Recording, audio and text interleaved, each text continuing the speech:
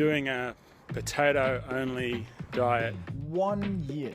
This is after. That's wild. In this episode, we talk about a simple journaling exercise that will change your life, how to outsmart non-violent communicators who think they're morally superior, why the so-called anti-signal will change the way you socialize, and our guru of the week who went through an unexpected transformation after eating only potatoes for an entire year. So put on your seatbelts, let's get into it. Bold statement. I believe a 30-minute journaling session can make you $1 million this year. It can also help you find a life partner and get your dream job or career, whatever it is, just by sitting down once for 30 minutes.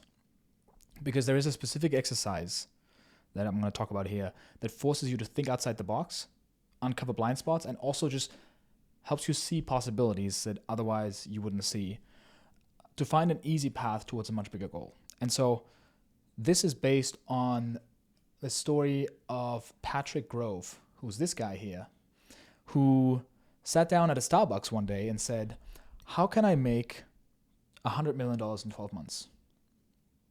Have you heard this story? Mm-mm. Yeah, he was just looking for his next venture, and he asked himself, how can I make $100 million in 12 months? And journaled on it. And in his case, it didn't take him one 30-minute journaling session, but it could have. But he just kept asking that question. And then when he was on a plane, he would journal again. And then after 4 or 5 journaling sessions, he had laid out a plan. And what he ended up doing was he bought up a bunch of small website listing cars for sale. He then raised venture capital. He merged it with multiple other platforms. And 12 months later, the company iCar Asia went public at a valuation of $100 million. So this is iCar Asia. You can see the different platforms that he combined it with, right? And it's because he just kept asking that question. He just kept asking a big question. He basically built $100 million company in a year. 12 months. Yeah. That's impressive. Yeah. It is. And then he sat down and thought, you know what? This kind of worked before. How far can I push it? So he sat down and journaled about how can I make $1 billion in 24 months. And this time, he actually failed.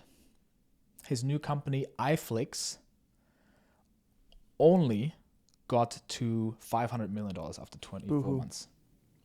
And iFlix was basically the Netflix of Asia. And then recently I looked it up too. Eventually they did run out of money competing against Netflix, and they had to sell it for much, much less. But still, he made impossible things happen. And basically, the playbook that he would use is, you know what? There's a lot of companies that are running really well in the US that are not existing in underdeveloped regions. For example, Southeast Asia, right? So he would take companies that are already proven, round them up, get equity, get great entrepreneurs together and make it happen. But it's not like the idea just came to him. He looked for it by asking himself that question, right? I think a lot of people do that. I think there was this, dude, do you know, have you heard the story of like the brothers who literally, they basically find things in America and they bring them to Europe? Oh, I don't know which ones you're talking about, but I've heard similar stories. Like eBay, for instance. There was one for like eBay. They literally brought a version of eBay to Europe and they copied eBay like verbatim. Literally exactly the same thing. And then they did it again for another brand and they kept doing it. And I'm like, guys, this is genius. But I'm like, that's one of the benefits of being in a non-US country, because the US is first in many regions. For example, YouTube or so many other areas, right?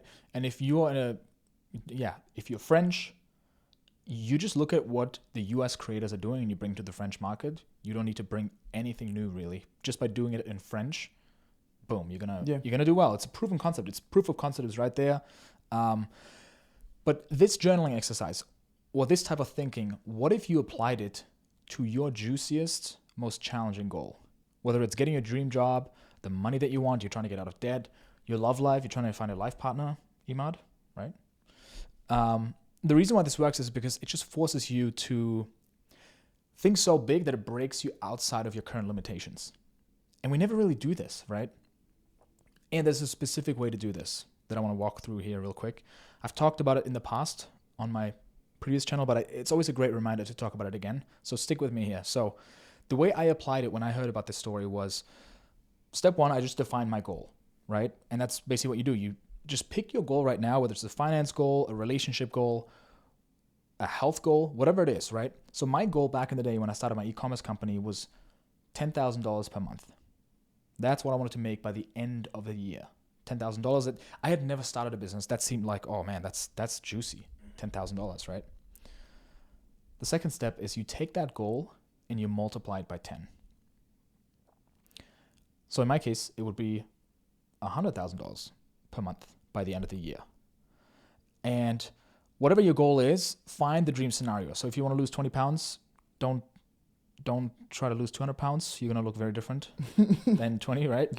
But instead of just finding a job you like, go for like finding your absolute passion in life, or like the dream job that you couldn't even fathom, like working for SpaceX or NASA or whatever top company in your industry, right? Instead of getting out of debt, what if you got 100K in the bank on top of paying off the debt, whatever it is, right? And this is usually where people get stuck because they're already uncomfortable with the small goal they've set. And then if you ask them to make it way bigger than it was before, all these stories come up, right? It's possible, but I can't do it because I've got a bad knee, because I don't have the money, I don't have the confidence, I've never done something like this before. We come up with all these stories, right? So to move around that, what you do is you ask yourself a strategic question to avoid that by saying, step number 3, if someone else in the same position as me had achieved this goal already, what would they have had to do in order to achieve it? Okay. And when we look at it as someone else, it feels very different, right? Because if it's me, then I'm like, no, I have all these stories, right? But that's why it's so easy for us to see the problems and the challenges and the solutions in other people. But for ourselves, it's like, oh, it's not that simple, But what if it actually is? I think it is. I agree with you. Yeah. Right. I'll give you my own kind of input after you're done with. Yeah. And this is where you just start brainstorming, right? You list out, okay, in theory, just in theory, if someone else in the same position as me would have had to do it, what would they have had to have done? And you basically take your brain out of your ego and your current circumstances and whatever story you're telling yourself about why you are the way you are and why you are stuck in the position that you're in. And then once you've mapped it out, and even it might take 30 minutes, it might be so obvious that it takes you 5 minutes. Honestly, for me, it took me 5 minutes. For me, it was very clear. It was like, I would need a lot more capital. I would probably... What's your goal? If you don't want me, are you... Right now, it's just getting the podcast to pop in this quarter. And what's your goal for this quarter? Like, honestly, I think this would be great to tell your audience what your goal is and see if you can hit it. I want it to pop in a way where by June or July, I have to look it up again, the podcast gets 20,000 views per episode. Okay. On YouTube. Because that means we can get big sponsors and the podcast can become self-sustaining. With my e-commerce goal, it was like, okay, if I in theory to get to 100K a month by the end of the year, by the way, that's just revenue, that's not profit. I would have to have 6 products that each make this many sales at this much revenue. To launch these products, I already have a sense for what they could be because I was already launched a few products in my niche. I would need this much capital to actually launch them. And I would have to get started this month so that in 4 months from now, they would be launched. And in 6 months from now, they'd be optimized to the point where they're getting sales. And I would need this much money. And to get that money, I would have to sell all my stuff, get a job on the side, figure out a way to make more money on the side by, I don't know, doing some freelancing, and then just being aggressive at like cutting costs and getting a good deal with suppliers. And then I had everything laid out. And then the last question you ask yourself is there anything really stopping me from doing that? And excuses will probably still come up, but really, is it really stopping you? And then, long story short, I made it happen. And had I not sat down, had I not seen that story of this guy, had I not sat down and really mapped it out and let me just think bigger, just like clean sheet of paper. Can you drop this under in the comments? Not the comments, the links. The links? Yeah, I think like having this for people that they can like actually have like a worksheet. So this is actually part of a journaling exercise, a lead magnet that I've had for a long time. So this is just, you can just put in your email below. This is the first exercise out of like 10 exercises like this with the background story. Can you send me this? Yeah, absolutely. Just I give wanna me your do this. email. Just give me your email. No, I'll send it to you. But this is the exercise, and then there's other ones like casting a vision. Talk about Arnold. Narrowing focus. This is stuff based on Steve Jobs and other entrepreneurs. Dude, this guy will definitely be a billionaire in the next 5 years. And this exercise just allowed me to see the power of asking one simple, powerful question and sitting down and journaling. Because,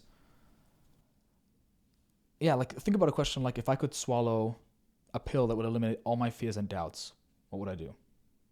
Just that question alone can have a massive impact on the direction of your life. Or if I had all the money in the world, what would I do? Like truly thinking about it.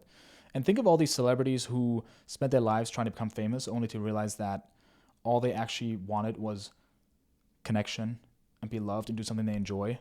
And then they realize that after 20 years of being famous and miserable, it's like you can save yourself years of suffering if you're willing to dig for the answer of one powerful question. So sometime with one journaling session, you can make a huge difference in your life. That's incredible. I like this. It's actually solid.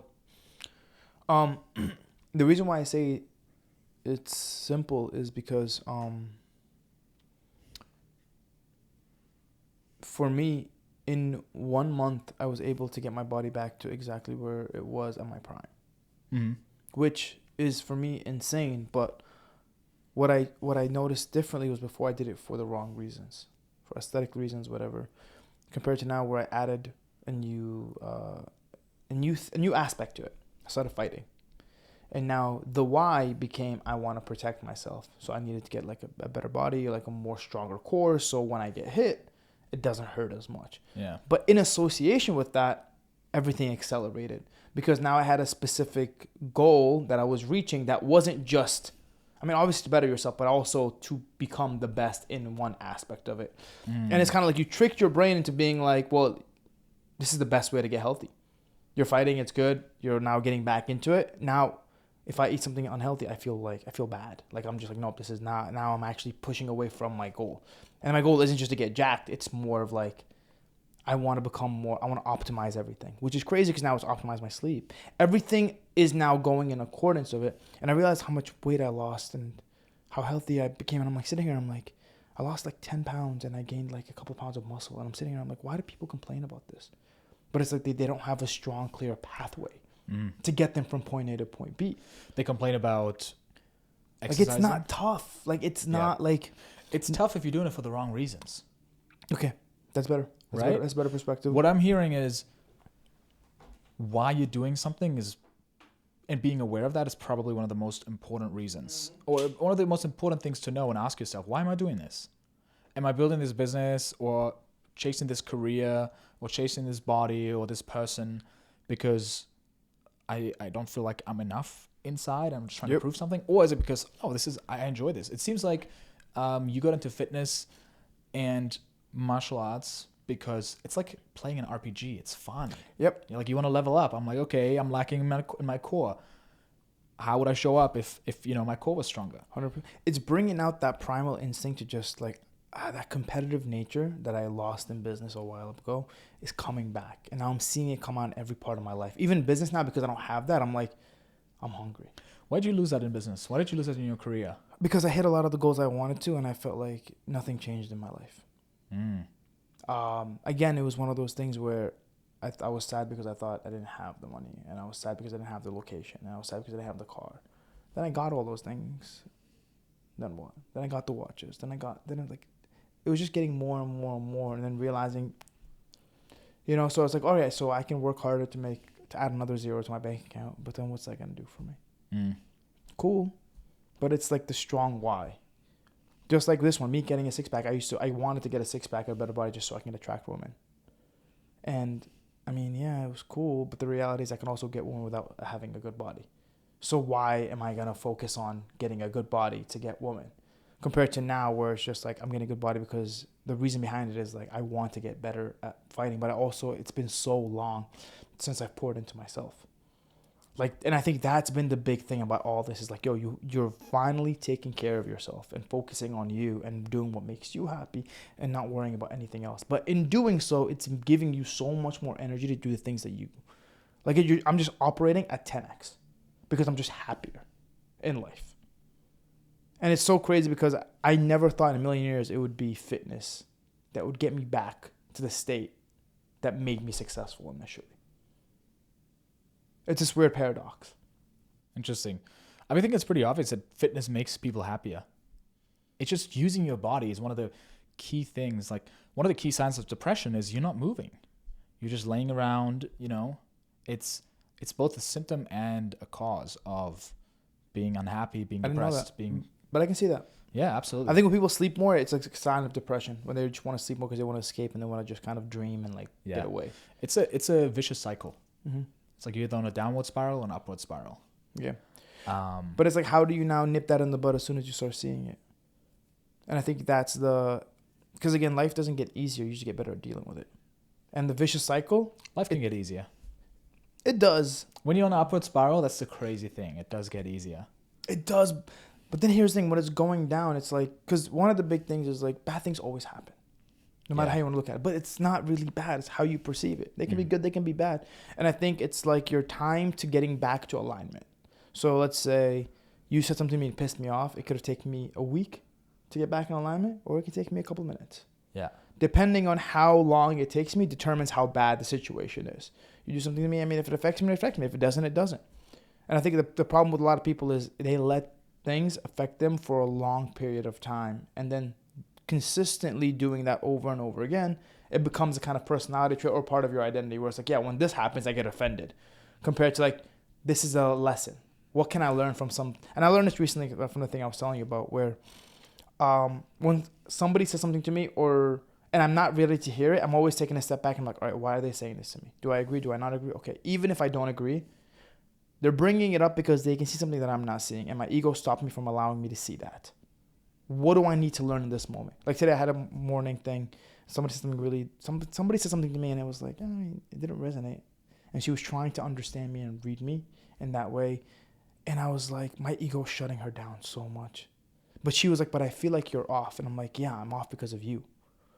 But in my head, I'm like, why? But why am I here? Why did I put myself in this situation? Why did I say yes to coming to this and that's the lesson that you have to learn. Yeah, you're 100%, you're right. I'm off because of you, but like also because I did this to myself. So now how can I take a step back and be like, how can I take responsibility? Be like, you're right, I should have said no to hanging out today. Yeah. I should have just focused on me. I should have went on my walk and I should have done everything I needed to do, but I didn't. She was very open and understanding to talking about it. But it's stuff like that where it's like, this is bad, but it's not really bad. And it's like, can you learn from the quote unquote experiences you get in these moments? Yeah. I think the best, like for me, when I'm in my head and I'm unhappy or depressed or whatever, getting into my body is like the go-to. Like step number one. Fitness? Yeah, just get moving or even just go for a walk. It doesn't even have to be fitness. Yeah. I also listed some one-off questions. So there's 10 exercises in this document. You can check it out in the link below. Just sign up for the Driven newsletter and you'll get it sent to you. And at the bottom of the 10 exercises, there's also one-off questions that I think are really powerful. And there's oftentimes really difficult to answer. But if you're sticking with it, you'll find some really cool things. What am I currently avoiding in my life? I think that's a really good one. If I were to start from scratch again, what would I do differently? This is a really good question that goes around the sunk cost that we oftentimes have. Like one of the best things, for example, is me starting this brand new channel. I don't have to think about, I've done things this way, so I have to keep doing them this way, and I've already put in so much work into this topic, so I should keep making follow-up. No. Blank page. It allows you to think very differently. Let's see. What am I unwilling to let go of in my life? Damn, what is my gut telling me right now? This is probably one of the biggest lessons for me this year so far is that months later, my gut turned out to be right, and I could have saved myself a lot of time by just trusting my gut. So yeah, we have something to celebrate. 1,000 subscribers. So the episode with Chase came out recently. How many views did you have? I got 20,000 views so far. Amazing. That's good. I don't want it to get too many views where, we get 50,000 subscribers again just from that one episode and then nobody watches the other episodes, because the outcome is that people watch the other episodes and they like it. But so far, it's good. Chase had a good time. People say it was a really good episode. And then some people, they point out again what an immature interviewer it was. What an immature interview? Yeah. You? Yes. But it's just... I don't think they understand.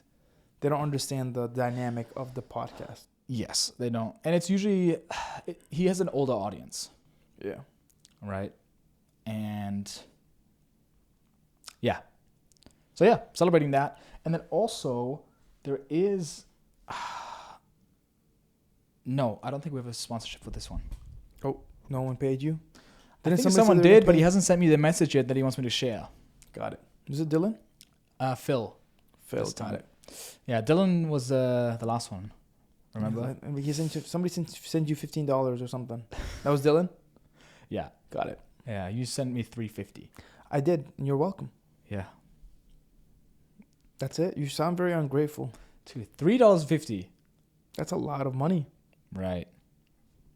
That's adding to your, vision. Yeah. You just manifested it. It's like trying to get to Mars, and you help us get there by an inch. 100%. And you're welcome. Then, you on the credits at the end of the movie. How we made it to Mars. Ahmad. Have you heard of the book Nonviolent Communication? Yeah, I did a while back. Let me show you nonviolent communication in action. So what do you want to do today? Should we check out some museums and then go have some lunch and maybe go shopping afterwards? Okay, cool. Anything that doesn't involve your mum, huh? That'd be good. Uh-oh. This is where things go south. The man realizes he's made a mistake. In that moment, John Knew. fucked up. He knew he had fucked up. He fucked up. And he's about to get reamed. Violent. You say it like it's a joke.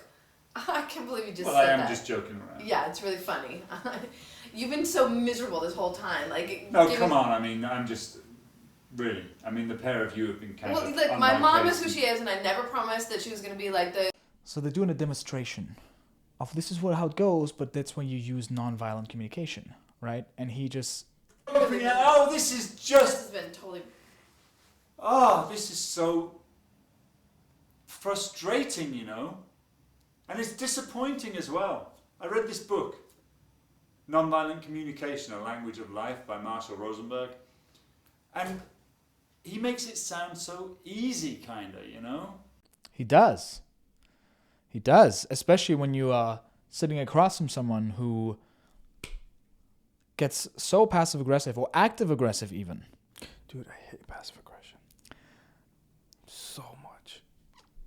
I have some people in my life that do it, and they don't notice they're doing it, and I'm like... And my guess is that they're doing it from a place of, I'm morally superior, or I'm like, oh, you don't know this? Let me teach you? Is it kind of like that? Not like that, but it's more of they're afraid to say what they want to say, so they throw little jabs thinking that it has the same impact. But you're basically... Because they're afraid by your authority, so they'd rather just throw subtle jabs, but I'm like, you do realize it's making it a lot worse. And I'm catching it. I just don't care enough to call it out. Because I'm not going to see... I don't see them enough, but I hear it and I'm like, this is a reason why I don't want to see you again. I want to talk about some techniques to deal with somebody like that. Somebody who gets upset, somebody who gets passive-aggressive. Because nonviolent communication, it's very simple, right? Number one is you state the facts, not the judgment. It's instead of saying, you're always late, you say, you arrived 20 minutes after our meeting time. Feelings, instead of, you make me angry, I feel frustrated, as the man was saying, right? There's something that I feel about nonviolent communication that feels like it could be the perfect weapon for someone to be passive-aggressive. Dude, it's so fucking triggering. Just hearing you talk yes, like this I know. is pissing me off. And I know that you love this. And instead of saying, I have to, I get to. Instead of saying, do this, I invite you to. And it's funny because when you say nonviolent communication, it feels like usual communication is violent. 100%. Just like talking, like whoa, relax. What do you mean? You have to do, like, bro, shut up. You get to, I'm like, no, like, that's not how people. But here's the thing. I think it's only annoying when you know the person wants to say, like, it's like when somebody says, wants to say but they say and. No, I get what you're doing. You're trying to say but because you disagree, but you're saying and. Like, it doesn't take away from, because authentically, I don't feel that you genuinely understand where I'm coming from. People overuse it. I think it's still a good thing to use because it can feel like if you say to someone like, I love you, but. I love you and. I think that's better. That's a lot better, but I love you is very different than me talking about. That's what I'm saying. It's not like it's always, but people overuse it. They use it like every time. They replace every word. And sometimes I have to. Yeah. Sometimes I have to look after my children. You get to look after your children. You're blessed to look after your children. I have to have brain surgery. You're blessed to have brain surgery. But so this poor man read his book and he says I'm going to go back in with the techniques. You'll see. It's like the whole time. Can I just interrupt for a moment? I don't want you to interrupt. I just want you to hear what I have to say. I just want to find out how you're feeling at this moment. Is that okay? I'm angry. You're angry? Yeah. And you feeling hurt by this as well, or just angry? Wouldn't this make you more pissed off? 100%. I just want to understand your feelings. I don't know. It's condescending. It sounds condescending. It doesn't sound like... Yeah, I'm feeling hurt. And you really want him... Is it some respect? Well, yeah. I mean, for my mom too. Yes. And you really want her to see what we're like together, and you feel like I've not that'd been be doing nice. that. Can you pause? Do you think maybe if you took ownership in the beginning, it would have made it a little better? Hey, listen. I realize this is something that was offensive, and I'm good. That's on me. Totally on me. Yeah. Let's take a step back. How are you feeling right now? I'm sorry about that.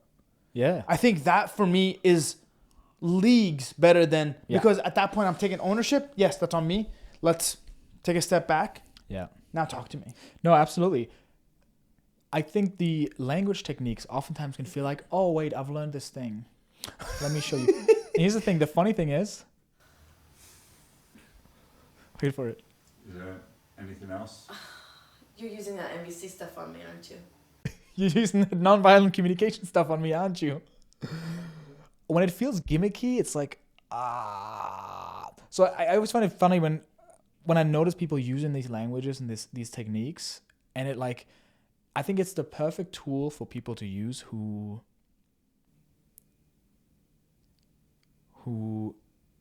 are like righteous and just like want to make you feel small. They're like morally superior. I get it. Right? Dude, Leo, it's funny because I feel like it's so funny how similar we think in specific parts where I'm like, you say things and I'm like, dude, I understand him to the T. Like in this moment, I'm on board with everything you're saying because this triggers me, but you can't comfortably talk about it to people because sometimes they get offended, and I'm sitting here and I'm like, yeah, but I think most people honestly watching this would feel the same. Yeah, it would be annoying. Yeah. 100%. I think comment down below if you agree. Or maybe you disagree and maybe we need to upgrade, but go ahead. Have you read the book Crucial Conversations? Great, yeah. Phenomenal book. Yes. The biggest learning from Crucial Conversations I've learned is that the number one thing when you're bringing up a difficult topic is safety. 100%. And when safety or trust is out, you got to go back to building trust again. That's the summary of the book right there.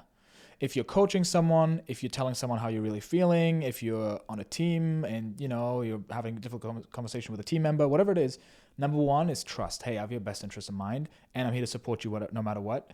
One thing I want to tell you is, it's not up to performance right now. And I'm doing everything I can to support you, so, what's missing?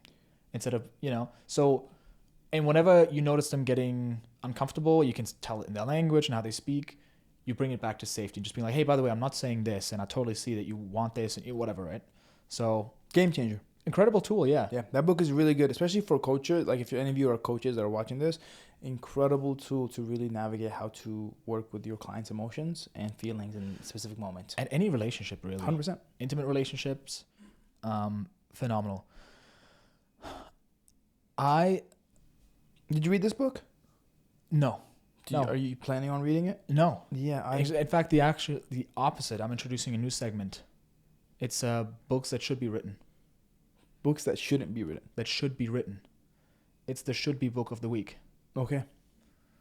It's called Violent Communication: How to Talk to Dickheads. Love it. So this book is all about how can you position yourself as morally superior. And when people talk to you, they know that you're above them, and they wish they could be like you, and you just put them in their place. Very simple. These are very simple techniques. Give an example? Yeah. So I'll write out like 10 techniques that people can use in everyday life. But one, for example, would be the I'm just joking stab, right? So if someone's like, you want to find out their biggest insecurity and then joke about it. And you go, damn, you look like you aged 10 years since I've seen you last. I'm just joking. I'm just kidding. Jeez, like, lighten up. Like, damn. You sound like one of those.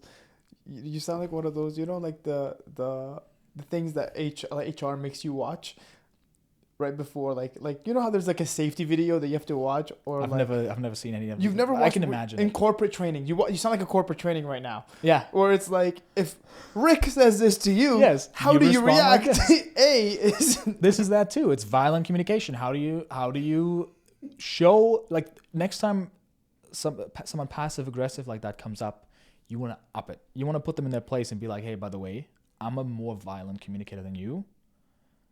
You giving me passive aggression? Let me show you some active passive aggression. And just like, you just up it a little bit. 100%. So I'm just joking. Like, you want to find out what is the thing that they're actually truly insecure about. Joke about it. And then you want to overdo it. Like, keep making that joke. And you know they're uncomfortable with it, but you keep making the joke and you keep saying like, oh, you're so sensitive. That's when there's a good follow-up technique, which is the fake apology with a twist. What's the fake apology with a twist? I'm so sorry if you took my comment the wrong way. I didn't realize you were so sensitive. That's beautiful. I'll try to be more careful around you. Love that. So can you notice how, like, boom. Yeah. Like, usually they would be like, oh, and I get to, and I'm inviting you to see this. And then you go, so sorry, you took my comment the wrong way. I didn't realize you were so sensitive. Boom. You're above them again, right? Such a pussy. This is a really powerful one. Use with caution, but when you do it right, oof. When someone's arguing, it's the, hey, take a deep breath. Just hang on. Listen, I can tell you're upset, so just take a couple of breaths for me. Got it. Go. One more. So you feel that? You feel how I'm like getting angry. I'm like your father, your mommy, your parent. Just you meant to say daddy instead of mommy. That would be a different technique, which I'm not going to go into here. And then you want to praise them, maybe like, oh, good, that's good. Now let's talk again. You see that the like tonality? You see that condescending? Yeah, great now. tonality. See, right? This You just go, sounds like see? a regular day with you. I don't think. Yeah, right. I'm like, this is how you usually talk. Then there's the guilt trip, the I expected better guilt trip. Powerful one. If you really thought you were I really thought you were better than this, but I guess I overestimated you. You know, when they keep being upset with you doing the breathing and stuff like that, you hit them with that. It's a wrap. Violent. You're going for the kill, dude. Yeah. This is like Mortal Kombat fatality. Yeah. But some people, like, I mean, imagine this guy doing nonviolent communication on you and you're like, hey, hang on. I just want to know how you're feeling. I'm feeling great. And, you know, you just use these back on them.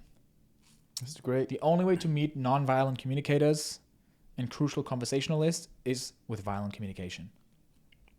What did you learn today, guys? Put them in their place.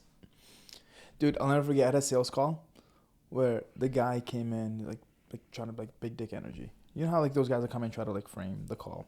So he comes in and he says, the first thing he says, yeah. So like, listen, man, I just want to get to the point, get to the price, and like just sell me whatever you're gonna sell me, and let's get to it. And I'm like, okay, love the energy. So I mean, I love how you're coming in to this call. Here's the thing. We can cut the bullshit and get straight to the end, and I can tell you the price. But obviously, you're somebody with a lot of status. If I tell you the price, I don't want to expect any excuses, and I don't want to hear any objections. You give me your credit card, if it makes sense. Especially in the price range you're going for. Right?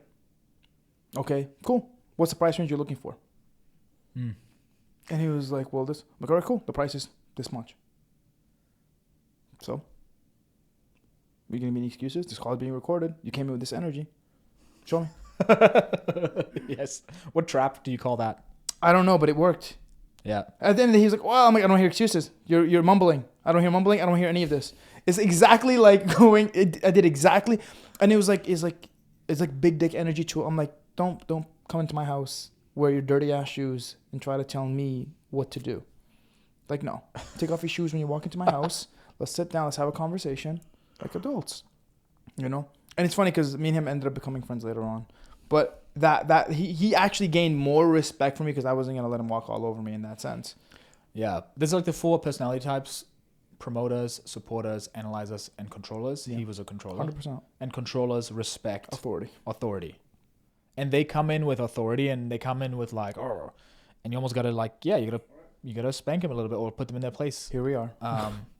And you just got to show them you have a backbone, and then they respect you and they respect what you have to say. So, violent communication, how to talk to dickheads. Yeah.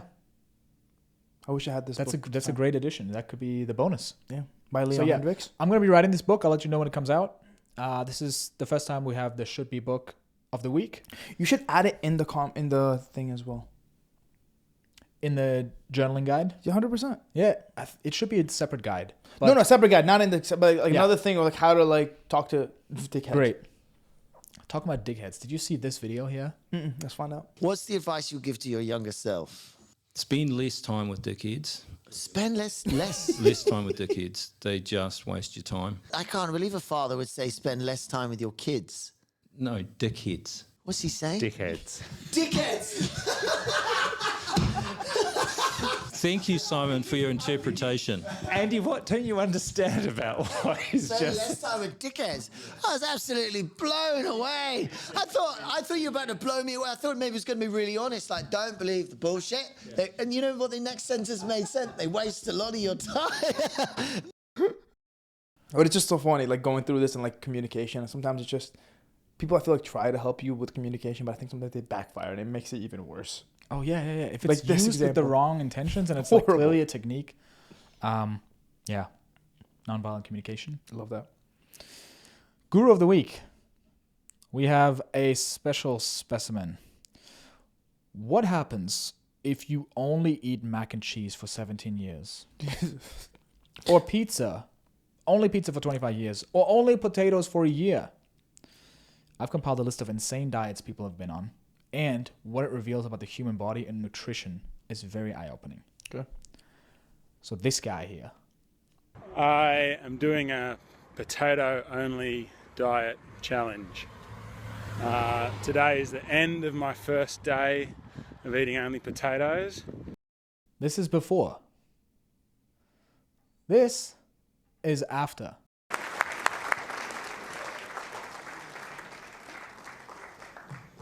He lost weight. Thank you. Will do. Look at him.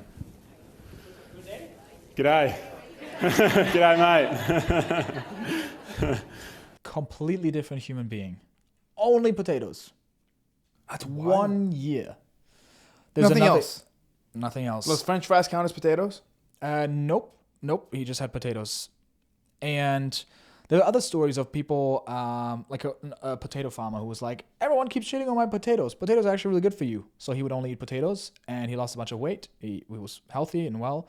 Even in the 18 and 1900s, Poland and Russia mostly they just ate potatoes. If you lived there at that time, you just ate mostly potatoes. And potatoes, I would think that's just carbs. That can't be good. Like for an entire year. But yeah, he reported on how it went. It's been incredible so far. I've lost so far 50 kilos, which is over 110 pounds. At the beginning of last year, I was diagnosed with clinical depression and anxiety, and that's totally changed as well. I don't suffer with that anymore. My sleep is better. My concentration is better. My my alertness is better, and my relationship with food has totally changed to the point where I don't rely on food at all for comfort and enjoyment and emotional support and things like that. And I think this has totally changed my life for the better. And That's wild, dude. Only potatoes. Only Dude, potatoes. do you believe it's also part of the mind? Like, if the mind thinks it's going to be good for you, it's going to be good for you? Or do you think that's crazy? I think it's always a factor. Always. And there were multiple examples like this. For example, there was a couple. Well, I think one of them was 25, the other one was 28. They did that too for like a few months.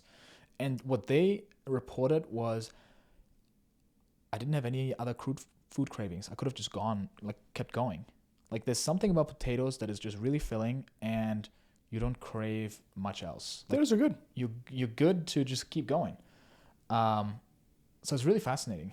I've had a few blood tests. I think I've had 4 now, and they just keep getting better all the way through. And my cholesterol is perfect now, and my blood pressure's dropped, and that's perfect. My blood sugars are good, and I can't remember all the values off the top of my head, but yeah, everything's good and just getting better as we go. So.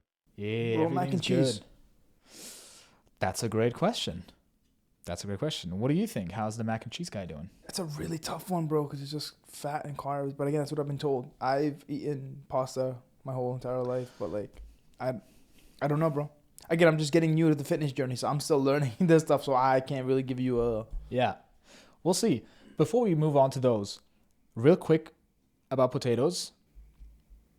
If you eat 20 potatoes in a day, that's about 4 to 5 kilos. That's 80 grams of protein. So you're getting at least 80 grams of protein. They're high in potassium, even more than a banana. And they're even a great source in vitamin C. Good source of fiber, rich in B vitamins, rich in antioxidants. Some magnesium as well. So there's a lot more to it than just carbs. With mac and cheese, though. So rice, potatoes, and salmon, is that solid? What do you mean? If I'm eating meal prep, rice, potato, salmon. I think that's good. I would add some vegetables. Fair. Yeah. Just curious. But if you only eat salmon, I think, it depends on where you get it from, because mercury poisoning is real. Like, where the fish is coming from is super important. Like Tony Robbins was talking about that, where he basically had a pescatarian diet and he would eat tuna salad every day, and his mercury poisoning was mercury was off the charts, like to the point where the doctor said you should be dead. Got it. So I shouldn't eat it every day. I've been eating it more for the past 2 weeks. Track it. Be mindful of it. Like, fish is depending on where you get it from. Yeah. Trader Joe's. I don't know. That's good to know. That's definitely good to know. So then ground beef it is. 17 years of mac and cheese. This guy walks into the supermarket and goes, any of this looks disgusting. Like, what are these green things? Like, how do you even eat this broccoli? This is what he's been eating for 17 years. He's not as fat as I thought he'd be. Mac and cheese, and then, yeah. And it's not even good mac and cheese, dude. It's like the worst kind. You know what I mean? It's like, look at this. I've had mac and cheese the first time when I was in my mid-20s, I think. You never had mac and cheese before? No. You don't like it? We don't really have it where I'm from. And while I was living in Australia, they also... Can you put the volume up? Can we just hear never came on. I didn't choose to be like this. Why do they have so many broccolis, you know? Do you eat the bush? I never would have chosen to be like this. Looking at that, there's like gore. I'd rather have random chemicals than knowing that, like, I gotta drain the blood out of my meat. Ew. He's got a point. It's kind of like gory, eating meat. But this guy, he's been eating mac and cheese for 17 years. He went to a doctor to get checked up on his health. He's 20, by the way. So since he's a little kid, he's just been eating that. And anything else, he's gagging, he's throwing up and whatever. He doesn't want to eat it. He went to the doctor, and the doctor told him, when you're older, it's going to be a problem. But for now, I have no worries. That's insane. Crazy. And I think there is more to this story than just like, oh, he's having a terrible diet and it's going to kill him. Because it looks like he's doing fine. And dude, he's not as... Like, I've seen people that are bigger than him that... Yeah. Because it matters how much you eat, right? You could eat only pizza, but if you are within your calories and macros, you can be lean as the next athlete. Really? It's all about the macros, yeah. Hold up, wait. This is good education for me as well. Really? Yeah, no, because I'm telling you, bro. You're really new to fitness. Yeah, you know, in terms of eating, 100%. In terms of working out, I'm not worried about that. But like in terms of like working out, dude, it's been something that I'm like. One of my friends gave me a meal plan, and dude, it's tough to eat good. Like there's a lot to it. Yeah, But, you're a picky eater. Yeah. Not as picky as this guy, but picky. Hold up, so if you're eating, so you can eat pizza. It's like if I'm trying to hit like 2,700 calories, and I eat pizza, and I just eat less, like, I mean, it's not gonna affect me, and I can still be lean if I eat like. If you're within protein, carbs, and fat, you gotta hit those two. Because if you only eat carbs and no fat, then I had that, yeah, we all hear it. Everyone hears it now. You have a microphone right in front of you. I felt that. Anyways, keep going. Editor, do whatever you want to do to him. Like, so sorry. Make him look funny. Add like a alien effect to his face. Whatever. Yeah. Poor editor, man. Listen, it happened once. No. Twice. You're doing the sniffling. Okay, that always happens, dude. I just had to blow my nose. Anyways. Excuse me. This is non-violent communication. Take a deep breath for me. Take a deep breath. Hold up. I'm not doing it. I'm not doing it. Are you doing that non-violent? Are you doing the violent communication for dickheads thing? It's not working. All right. It is working. It is working. I need you to stop. Listen, I didn't know that you're so sensitive about this. I expected better from you, and I'll be more careful around you next time. You should. Good. See how it's working? See? Proof. So you have a certain level, a goal for your protein, carbs, and fat, and then fiber ideally as well, because it helps with digestion. As long as you're within these confines and you're hitting those numbers, it doesn't really matter so much what you eat. Of course, when it comes to micronutrients, and are you getting magnesium, iron, all that stuff, that's important for your general health. But when it comes to being lean, there's plenty of people that I can show you that are super lean that have a terrible diet. Yeah. You know? So it's not like certain foods make you fatter, it's just the amount and the macros. And it just happens that fast food is very rich in calories and fats and carbs. And they have this addictive feel to them where you're like, oh, I just need more. Like when you get a large fry, like portion of fries from even Hop Dotty, which is like a healthier fast food place, it's literally like 1,000 calories. 1,000 for fries, because fries has carbs and fat, a lot of it, and it's very easy to bulk on fast food, which is why doing a clean bulk is very difficult. When you're eating rice and chicken and broccoli, you're healthier that way, and clean bulk. I've been doing a clean bulk, but not even. I'm just like trying to get like just lean. Yeah, that's but easy. It's difficult, dude. It's difficult with like building muscle with just rice and because I need to eat a lot, dude. I need to eat a lot. Much. 2,700 is much. 2,700 calories, but also because I've been working out freaking almost 3 hours a day. Wow. Martial arts, I'm doing 2 things, so I'm burning the fat. So I'm not even like. I'm burning more than I'm eating. Yeah, that's the goal. Yeah, that's the goal when you're wanting to get lean. So. There's something fascinating about this because he's eating the crappiest diet. He's probably staying within his macros. Not within his macros to be lean, but to look the way he does. And he does train 4 times a week. And he does boxing. And here's a pattern that you'll see again and again with people who are fit but have a terrible diet or get exercise. It is that if you had the choice between do I exercise or do I eat healthy? Let's say in theory you could only pick one. In one scenario you say, hey, I'm going to eat really healthy, eat really good food, but I'm not moving, I'm not exercising, I'm getting like 2,000 steps a day in and I'm just on the couch. Versus I'm going to eat whatever I want, I'm going to eat fast food, but I'm going to train hard multiple times a week, 3 or 4 times a week, I'm lifting weights, I'm doing cardio. Which one do you think is better? I think training. Training is better. When you move and you're building muscle and all that, you get away with so much more bad food. Yeah. And for your overall health, it's way better. So I think him doing exercise and only eating mac and cheese for 17 years, he's going to be a lot better off than people who eat better but don't move. That's all. Yeah. And then there's a bunch of other crazy examples, like eating nothing but French fries for 26 years. That's all she's eaten. And she doesn't look that terrible. Is that her mom? Yeah. So she has a daughter as well who's picking up that habit too. It's from some reality TV, like crazy. Honestly, that's a diet I'd be down for. Yeah, see where you end up, man. But she doesn't look that terrible, right? But probably health is really bad. This guy would only eat pizza for 25 years. Frozen He's pizza. skinny, dude. Boom. Yeah, because again, it's about being within the macros.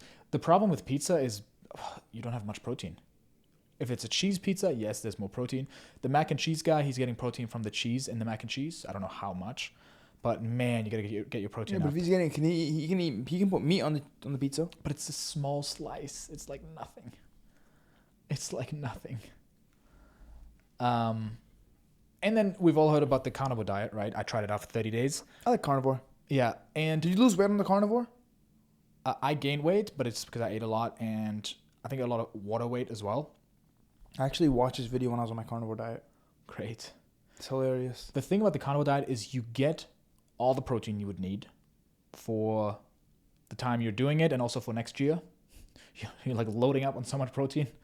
And it there's actually you don't have, if you're doing it right and you're eating organ meats, no deficiencies.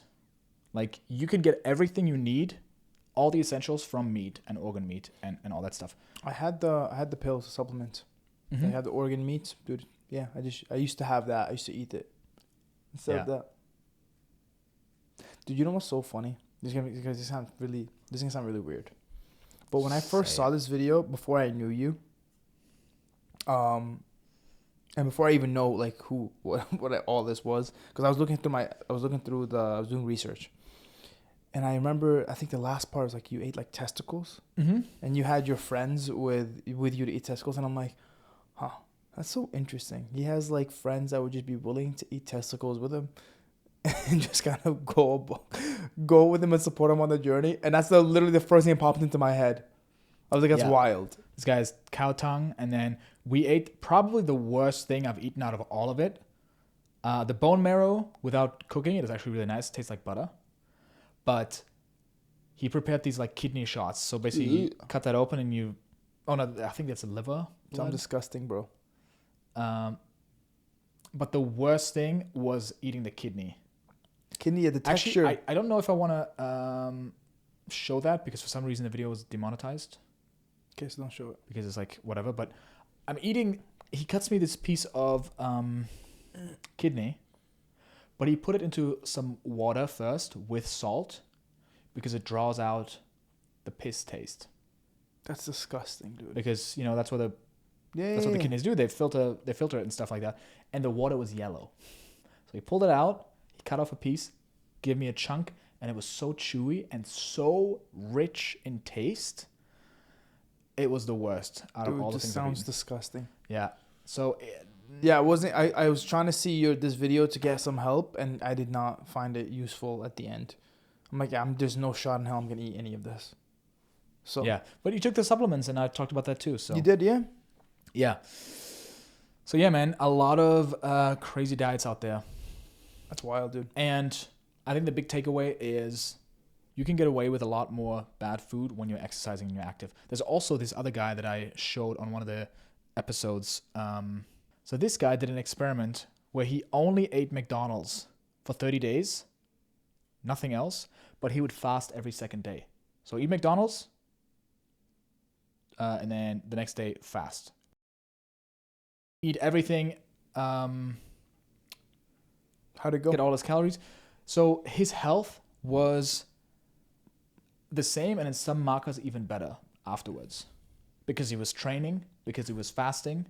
So the gist of it is when you're fasting and you're training, you get away with so much diet crap. Dude, this is so good this is really good information for me mentally.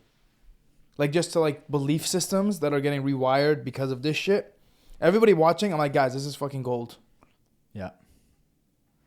Yeah. There's really few things that are worse than never using your body. Because even if you eat healthy and all that, like it's just not gonna work the same. And even your mental health. Have you seen the guy that ate Chipotle every single day for 30 days? He lost weight and he was actually healthier. I don't think Chipotle is bad for you. I think Chipotle is decent. The whole seed oils apparently is fucking bad, but I don't really know too much about all that. Yeah, I don't know either. I'm not sure. But it does get my stomach upset sometimes. That's wild, dude. Good shit. Yeah. Should we wrap it up here or do a bonus topic? Bonus topic. Let's go. All right. So there's a fascinating study I recently heard about that reveals a social dynamic that I think backfires for a lot of people. So let's have a look at these two individuals. You have this guy here, and then you have this guy here. If you had to guess, who's richer? This guy, obviously. Yeah? You picked it right. I mean, no shit. He is richer. Right? It's like putting Bill Gates next to a freaking NBA player or like a soccer player. Yeah, but you can tell, like, you know, he's got flexing. Yeah, he's got the thing. He's a rapper. Dude, I would never buy a chain like that. You do have fancy watches though. Fancy watch is 100%, but like I think watching and like a chain and a watch are two different like levels of status. You know what I'm talking about? It is. I think like a watch is like more gentleman swag. Yeah. Compared to this is like. And this is kind of what the study is about. This is one of the youngest billionaires. I don't know what he did, but I just Googled it and it was just a perfect image. So it's this one here: subtle signals of inconspicuous consumption. A bunch of fancy words here that I can just describe more easily if I just look at my notes here, which is, unlike conspicuous consumption, meaning showing off wealth with big logos and flashy brands, subtle signals are small and hidden signs of status. These are only recognized by people in the know. Does that make sense to you? Yeah. So basically... Turtlenecks. What's that? Turtlenecks. Subtle flex. 100%. Exactly. That's the new Perfect chain. example, yeah. Again, see, I understand what you're saying. Wearing the same shirt every day. You could be homeless. So either or. Yeah, but I think this idea... I get what you mean. It applies to different areas in your life where it's not just about... Like, for example, if you're wearing a watch, it is much more powerful for someone who knows watches to see a watch with no logo, but people who know watches really well, they're like, ooh, it's that and that.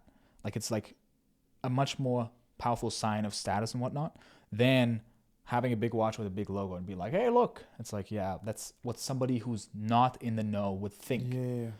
And I asked myself, where else does that apply in life? Like, where else is there a difference between wanna be real and real? Where it's like flashy rich people who are like the gurus, like teaching you how to make money online, and they're in front of a Lamborghini with like the flashy watches and all the signs are like, oh, look how rich I am, versus Warren Buffett driving his Toyota Camry, whatever he drives, being like wealthy, actual wealth. And I think it's a bigger discussion about where are you wanting to be and wanting everyone to see versus you actually just are and you just embody. 100%. I think it's powerful. One of the examples, true confidence in dating. You're going on a date with someone that you fancy. Are you trying to impress them? Or are you just relaxed and just like, oh, I'm seeing if there's something here, right? And this is called like the anti-signal. The anti-signal is that you sometimes even just go the opposite, right? Like you mentioned this before on a previous podcast. Look out for the guy in the hoodie. Remember? You said that? Yeah. Like those are oftentimes the guys who are like, they own the company and everyone else is like looking fancy and just like bragging and like wanting to look cool, right? So in dating, it could be the difference between like, hey, here's why I'm this alpha guy and here's why I'm the perfect wife and whatnot, versus like, you just relax, you're just being yourself. It's like the anti-signal where you don't try, and that's what elevates your status. Exactly, and it just makes you a lot more attractive. I think that applies for everything in the world. Yeah. Money, relationships, fitness. It's kind of like when you go to the gym and you see the people with the big hoodies, and usually they're the ones that are the most jacked, but they don't need the world to see how jacked they are. And then they get really hot and they're like, all right, now I really have to take this off because I'm really getting hot. And you're like, dude, that's what was under there the whole entire time. You're like, holy crap. Same thing with fighters. Like there's a saying where you learn how to fight so you don't have to. Have you heard that before? Yeah. Like a there's like videos of like UFC fighters getting challenged in public because there's like some road rager, and they're the most calm people because they're like, hey, listen, we're not going to fight. Yeah. We're not going to fight. I'll kill you. But the other person is like, oh, you want to... Just kidding. I can't use that word. What's that? I just said I'll... Yeah, don't say that. Just kidding. But that's... yeah. Editor, take this out. You can say it. But that's what I'm saying. Yeah, they'll like. Yeah, don't put absolutely. yourself They're in a like- situation like this. Could be a very bad time for you. Yeah, like, and they're kind people and they're nice, most of them. How would you say that in violent communication? What? Let's say we're about to get in a fight, and you're the fighter, and I'm the one trying to like. Take a deep breath. Take a Wow. deep breath. I think you'd probably go the route of... listen, I know you want to fight. You don't want that. Why not? Just take a deep breath. We don't want to get in trouble, right? What do you mean we? Like who do you think you are? Yeah, see? That's where it's working, right? It's like getting your blood pressure up. That's Perfect. That's it? That's what you want? Yeah. Got it. Happy couples. Genuinely happy couples don't post constant perfect photos on Instagram. Real connection doesn't need public validation. Like, you don't need to tell everyone and show everyone how happy you are. You just are. Same thing with being an expert in something. The smartest people admit when they don't know something. Whereas the ones that are actually kind of insecure and they know something, but they want to like show, look how much I know. They always have to jump in and assume that they know so much more than they actually do. Right? Loud opinions versus quiet confidence is another thing, right? One of my old mentors told me he said never show your cards. I'm like, what do you mean by that? And I didn't understand it at the time. He's like, never show your cards. And he's like, sometimes it's better to not show people what you're capable of right away, because underestimating you actually sometimes allows you to learn more about the situation. Yeah. And I thought it was brilliant because it's like you want to ask more questions. It's like the person that wants to hear themselves talk the most is usually the person that's the most insecure. Yeah. Yeah. That's another thing. Kind of goes back to the discussion we had about like selling yourself versus being humble, where both have their benefits. Yeah. And you got to see where to apply. 100%. It's all about timing, because there are times where your approach is the route. Like there's just kind of staying quiet where you don't have to really say anything. Mm-hmm. You have the right things around you that already say what needs to be said. There are other times where you're going to have to put some effort, but obviously don't be like an asshole about it or a dickhead where you're just bragging. But it's like you're doing it in a way that still shows, hey, listen, we have a specific amount of time and we need to get the most value out of this conversation. And the only way we can get the most value out of this conversation is if we see each other at equal places. And let's now discuss how we can genuinely grow together. Yeah. There's a balance. Another anti-signal is also when you're on a sales call or when you're looking to partner up with someone, just the willingness to walk away. Right? Like the more you try to be like, oh, and I'm this, and I'm also showing this, and I also have this benefit, and I can get this result for you. It's like just being like, yeah, we'll either sign up or don't. It's fine. Cool. Have a good day. Right? Yeah. Dude, I tell them my salespeople all the time. I always tell them, I'm like, stop being so desperate.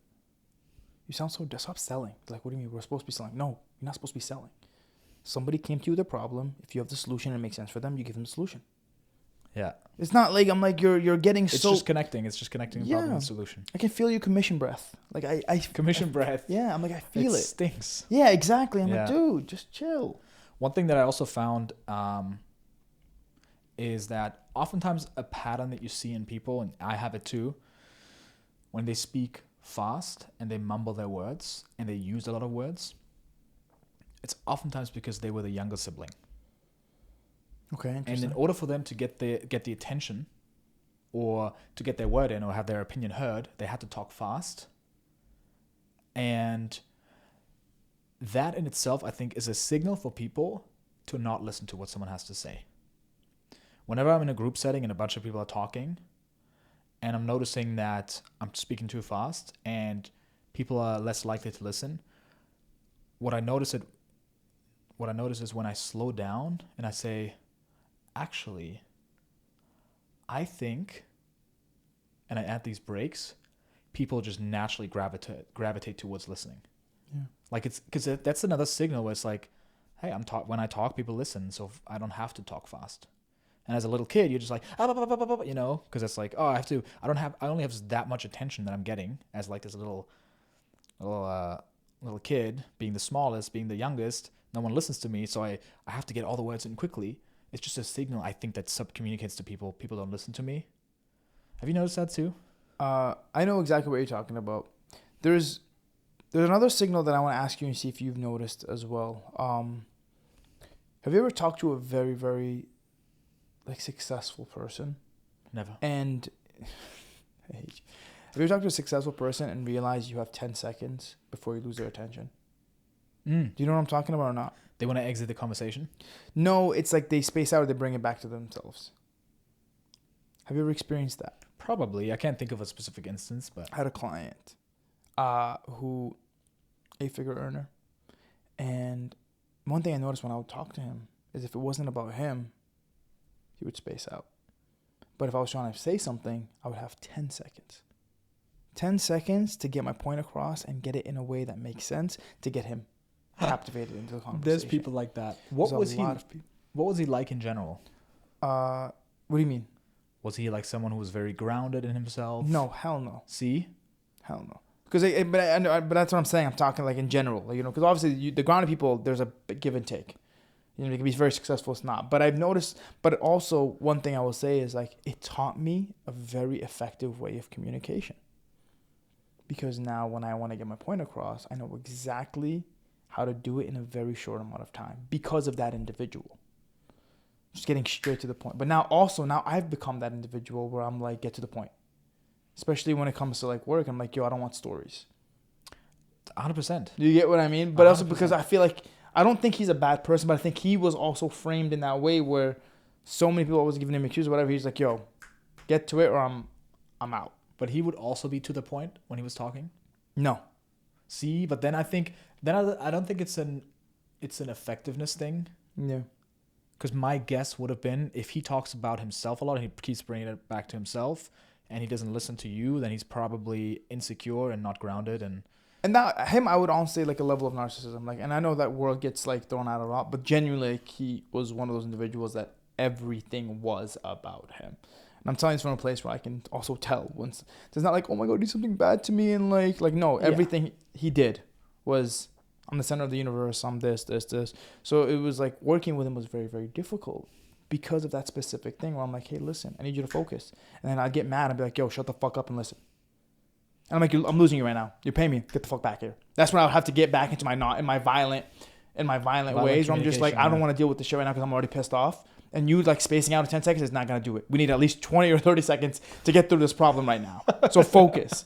But you just go back to like Neanderthal language. You, me, money. We talk. More. Good. Lamborghini. You, vroom vroom, woman. Oh. Dude, but you know, like, and it's just interesting. Like when you see kind of like, that's why we're talking about this. Like taking a step back and looking at these kind of people where it's like you have to like get straight to the point. And I don't know if that's like something. That's why I would like. Have you experienced that before? With like, because I know you've mentioned specific people that are like that, where their attention span is very, very quick. So if you don't say specific things to them in that moment, you lose them, and you have to now. I have multiple people in my life who have ADHD or ADD, whatever you want to call it, but they're basically very all over the place. And it's very obvious when they space out. And I'm usually the listener in the conversations. Like, definitely not in this podcast because I'm the one preparing all the topics and preparing and like presenting them. But in most conversations, I am the one who asks one question and then they talk for like 3 minutes. And then I ask a follow-up question and they talk for 5 minutes. Are you okay with that though? Yeah, I like it because I'm genuinely curious about those things because I want to understand them and yeah, and I notice when I bring things to them, unless it really applies to them and it's just like me speaking from, oh, this is what's happening right now in my business and I don't know what to do, you know, and I vent, then I notice them like, they look at me and then they like kind of look behind me and then like bring themselves back to looking at me and then they're trying to focus. Yeah, they're trying. And I'm just like, okay, I'm seeing what's happening here. So do you have your friends that you feel like you can go to and you can be the one to vent?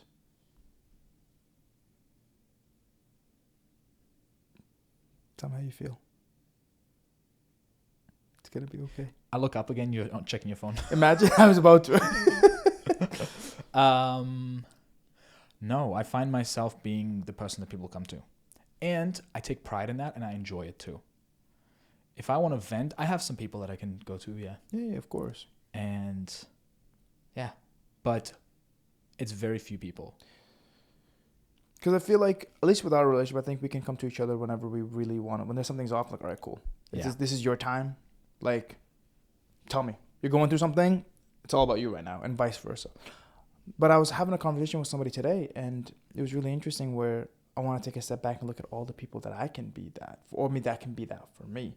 And it's like kind of even making like a list of being like, who are those individuals where they're also willing to pour into you just like you are willing to pour into them. Because sometimes talking is a form of value. Like letting somebody talk is the value that they want. Yeah. I got to be honest. I think most of my friends totally would listen. Yeah. And would enjoy that. And I just don't do it. Why? It's actually on me. Not to make it personal. I mean, this is the end of the yeah, day. no, this is great. Why? I just don't need it. I just don't. I'd rather listen to them. Yeah, but that's what like I'm the opposite. I like to make it about other people. But don't and that's also what I've noticed is that can be a control thing because I'm like I don't want to look at my stuff. Like, hey, let's. Well, the person asking the question is usually the one in control. Yeah. No matter what, but there comes a point where it's like you fight your battles in silence, and that was one of the big things that the cult taught me. The leadership training that we did. Yes. Yeah. Yeah, that's true. If you haven't watched the old episode, yes, it's the. But you don't know because. Yeah. Yeah. No, but that's it. The leadership training that was one of the things that it taught me. Where yeah, we talked about it in the previous episode. You suffer in silence in these moments where it's like if your friends don't know they can support you and you're kind of just trying to take it on by yourself. One day you explode, or you build resentment towards them subconsciously because they're not there for you, even though, bro, they don't know to be there for you. Yeah, I don't have that. So when it really matters, I bring it up to my friends. Yeah. No, I think you can be very vulnerable when you want to be. Like when there's moments when you really need to talk and you just want to chat. I think you definitely put it out there. But I think sometimes like in regular days, I think you should also practice being more like open, and even when you don't need support, be like, hey, listen, I'm going something, or like sharing that part. And that's something for myself too. It's not like something that's just for you. Like I feel like this is something I've been working on as well. Yeah. Yeah, and it gives other people the opportunity to just feel more connected to you. 100%. So you give them the privilege. It's a gift. Yeah. For me to be vulnerable with someone, it's a gift. Because you do not a burden. For me, growing up, it felt like a burden. Yeah. Like in general, I oftentimes felt like a burden, and I don't want to be too much here. Yeah. And sometimes I have noticed that with specific people that when I share things that they space out, and then I'm like, okay, cool. Yes. Now I know. Now I don't feel safe or comfortable to share with you again. Yeah, but even then I could bring that up and be like, hey, I feel like when I share something, then you just space out. But then most people, I have incredible friends. Yeah. He's talking about me, guys. That's what it is. Yeah. Imad, you're incredible. Not the other friends. And if you listen to this episode and this podcast, you're also incredible. Thank you so much for listening. See you in the next episode. Love y'all. Peace.